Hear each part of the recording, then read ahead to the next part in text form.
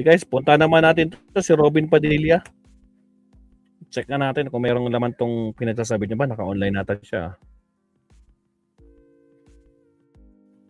Wait lang. Saan yung video ni Robin Padilla? Hindi, wait. Robin Padilla.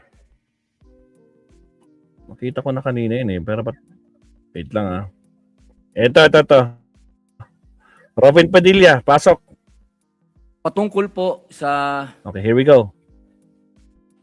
Senator Erwin Tulfo, patungkol po sa kaganapan na nangyayari ngayon sa pagitan ng Chinese Embassy at sa atin pong mga senador. Ang akin po lang mungkahi sana, ako po Ayusin mo yung sasabihin mo, Robin Hood ha? ay naniniwala, mga mahal kong kasama, na itong usapin nito ay masyadong popular sa ating mga kababayan. At ang magsalita ka ng patungkol sa pagsasaayos ng singalot na ito ay hindi pabor sa sino man na magsasalita nang gusto mong magkaroon ng kapayapaan.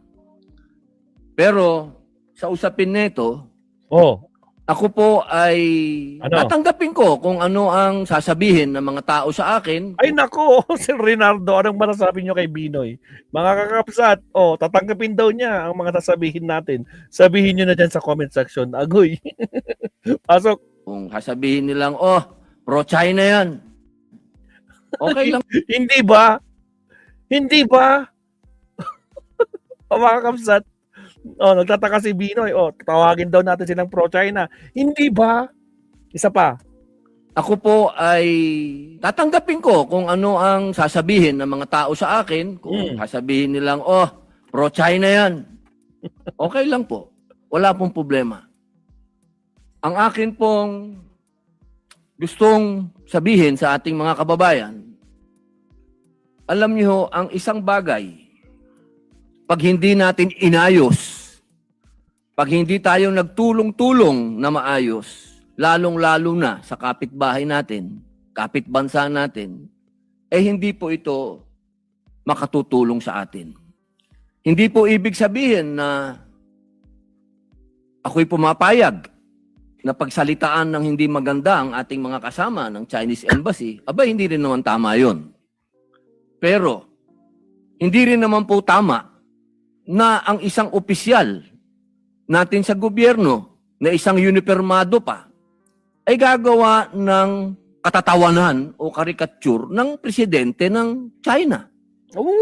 Sapagkat kanina po, habang nag-uusap kami ni Senator Amy Marcos, sabi ko sa kanya, kung yan ginawa ng China sa ating Pangulo na si Bongbong Marcos, ako'y oposisyon, pero gagawin nila yan kay Bongbong, ay unang-una po ako magagalit. Ready nga. Sapagkat hindi ako papayag na babawin ng kahit na sino ang Pangulo ng Pilipinas. Sinong naniniwala kay Robin Padilla? Sinong naniniwala sa sinasabi niya, no? Na pag meron daw, binababoy daw si Pangulong Bongbong Marcos. Hindi daw papayag si Robin Padilla. Yung mga kaalyado nyo nga, di ba? Anong ginawa? Pambababoy na ginawa kay Pangulo, di ba? Sa panig pa lang ninyo, anong mga pinaggagawa nila? May sinabi ka ba? Tragis. Ano to? Nagpapatawa si Robin Hood. Di ba? Isa pa. Tignan nyo Unang-una po ako magagalit. Bakit?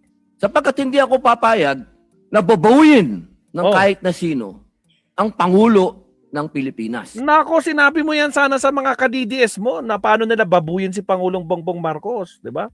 Nagpakalat ng mga fake AI videos, di ba?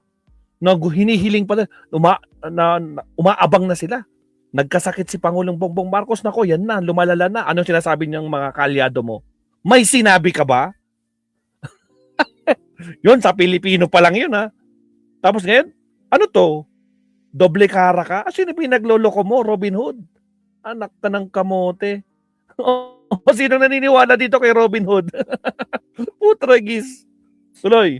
Hindi ako papayag nagawan ng karikature, kahit ako'y oposisyon, nagawan ng ganyan ang ating Pangulo. Sapagkat ang Pangulo ng isang bansa, yan po ang tinatawag nating representasyon ng ating bayan, katumbas ng bandila.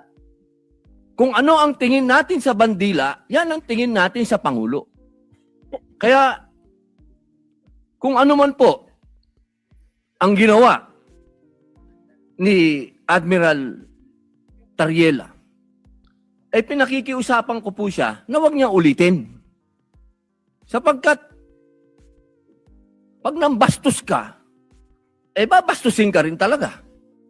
Wala po tayong magagawa sapagkat duty ng kahit na sino na ipagtanggol ang kanilang Pangulo.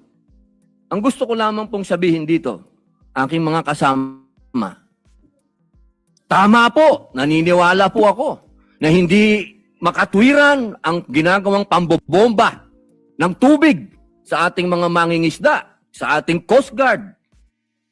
Pero matagal ko na rin sinabi na may budget naman ng Coast Guard, ba't di kayo bumili ng mas malakas na water cannon at gumanti kayo? Hindi naman po pwede na lagi tayo magpapaawa. At parehas naman kayong tinatawag nating tanod ng Coast Guard kayo pareho. Hindi naman kayo gray ship. Ang gray ship, yun ang military. Kapag hindi naman pwede yun. Yun ang tinatawag natin ng escalation. Pero kung dalawa kayong white ship dyan at nagbombahan kayo ng tubig dyan, walang ano yun. Walang issue yun. Walang escalation yun. Dahil pareho kayong tanod baybayin. Pareho kayong nagpoprotekta ng coast natin. Pero para sa usapin nang ikaw ay magtatalumpati at gagawin mong katatawanan yung Pangulo ng isang bansa, palagay ko,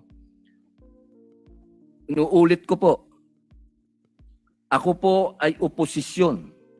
Pero kahit sinong gumawa niyan sa presidente ko, hindi ako papayag. Ako'y tatayo din at talagang makakatikim din sa akin yun ng mga salitang hindi niya makakain.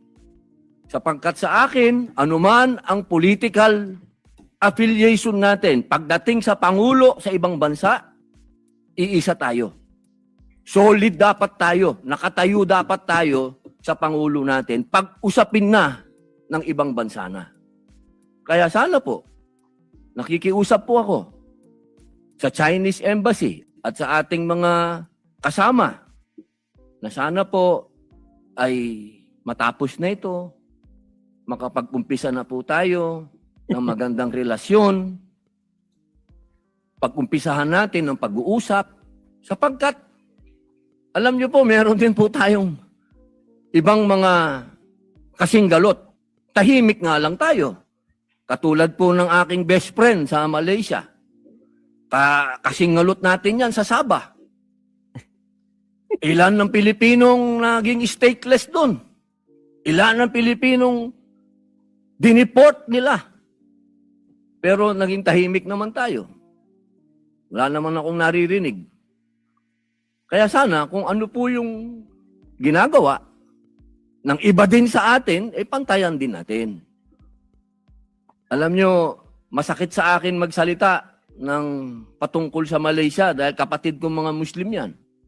Pero ini-example ko lang po sa inyo na meron din tayong problema sa ibang lugar na meron din ginagawang pang-aabuso din sa atin na hinihingi ko din na magsalita din kayo. At sana, bilang panghuling salita, alam nyo, nung kailan lang nakita kami ni General Torre. Ang tingin ko dyan sa taong yan, kaaway ko yan.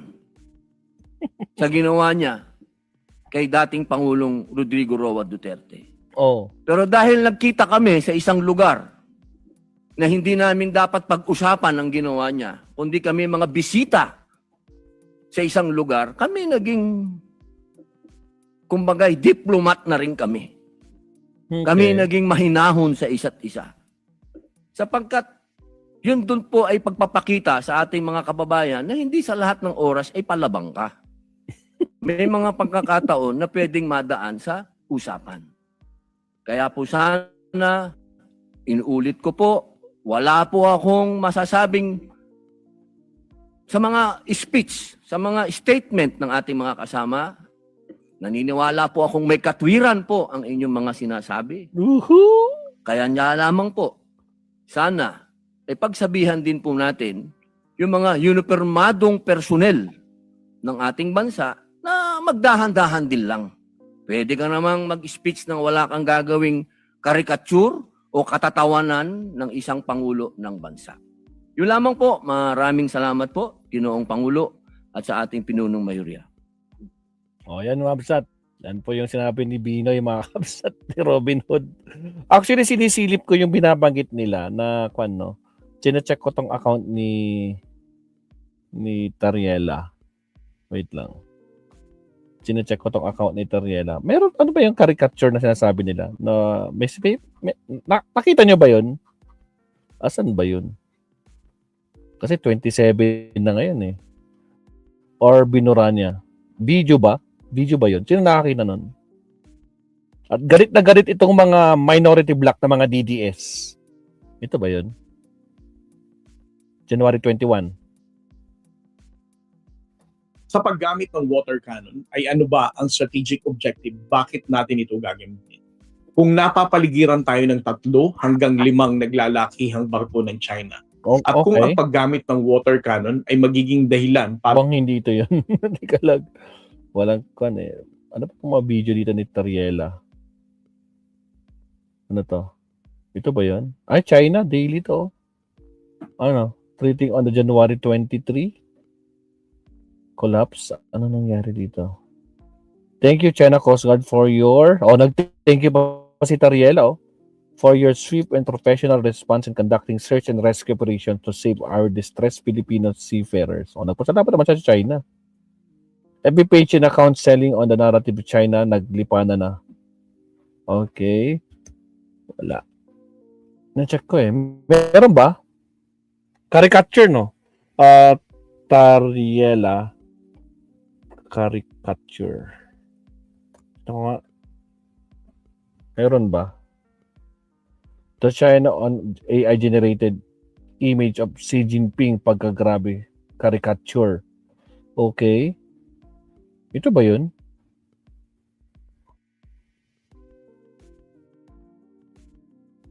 It might help the attract Philippines made an NAIA rival. Yan. Asan dito? Ito ba? Ay, baka ito yun. Why China remains to be bully. Yung mga AI. Hindi naman si Tariela gumawa nito. Not unless, ewan ko kung ano. Ito ba yun?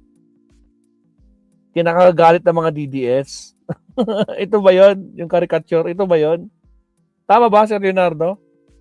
Nakita ko na yun, maestro. Ay, Sir Leonardo, ito ba yun? Ito ba yun? Yung pinakita ni Tariela? Hindi ko na kung totoo ito, pero nasa account niya eh. Ay, hindi. Nasa account ng DDS for the common good of Filipino people, pero DDS bring him home. Ito ba yun? Tama ba, Mabsat? Ito ba yun? Yung galit na galit, ang mga garapata. Ito ba yun? Hindi ko sure eh, Mabsat eh. Hindi ko alam kung video or picture. Pero kung caricature, baka ito yun. Ito yun. Masabi ni Sir Leonardo, ito daw yun, oh. Hindi naman si Tariela gumawa nito. Siyempre, AI to. Baka nga gumawa nito si Kon eh. Sino ba yung AI na yun yung gumagawa? Sino na yung AI na gumagawa nun?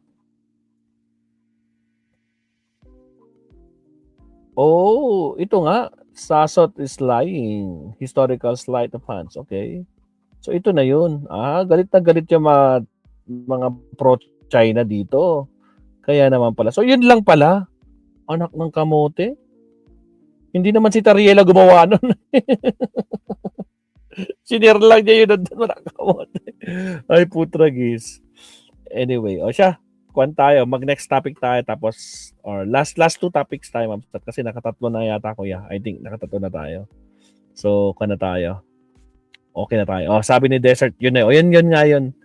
Salamat po. Siya, next topic tayo mabsat. Last 2 topics tayo. Thank you very much. Countdown ulit tayo. Here we go.